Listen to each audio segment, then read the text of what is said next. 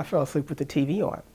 The news was describing a story of a child welfare system in another state.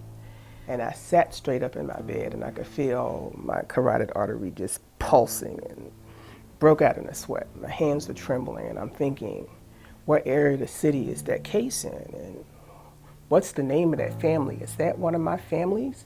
And it probably was only a second. And then I realized, first of all, you don't do this anymore. And second of all, you don't live in this state.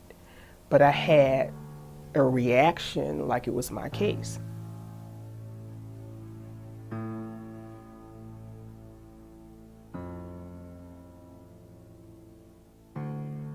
A TV had exploded. The child was a 6 or 7, was pretty severely burned. I don't think I got out of there until like 3 in the morning because this happened right at the change of shift.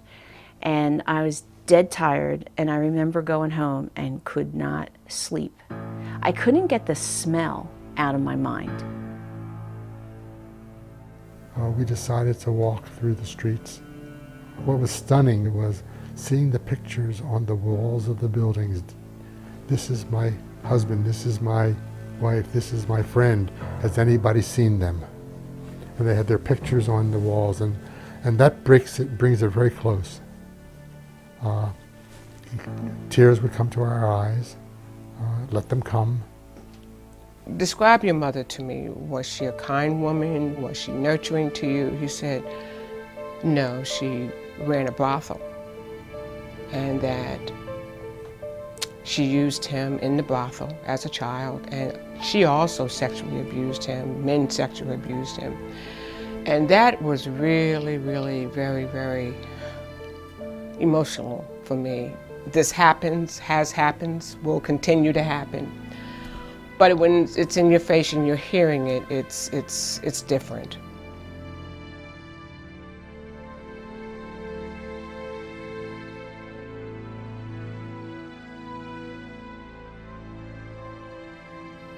Over 1,000 times in a year, I passed out, and I was still working. I passed out in a concrete walkway coming from my boss's office and heard somebody yell, "She's down again, she's down again, get the doc, you know." If I were a radiology tech, I'd have a nice badge that would tell me when I was exposed to too much radiation. And the people that work at 3 Mile Island or nuclear plants have that kind of technology. In this field, we don't have any equivalent of that. So you don't know when you're getting too exposed to grief and bereavement and loss. Professionals understanding when they do become overwhelmed. It is a part of the relationship that you develop with that person with whom you're trying to help. It's important as a provider to others for service that you find a way to provide service to one another. Because who helps the person that's the helper?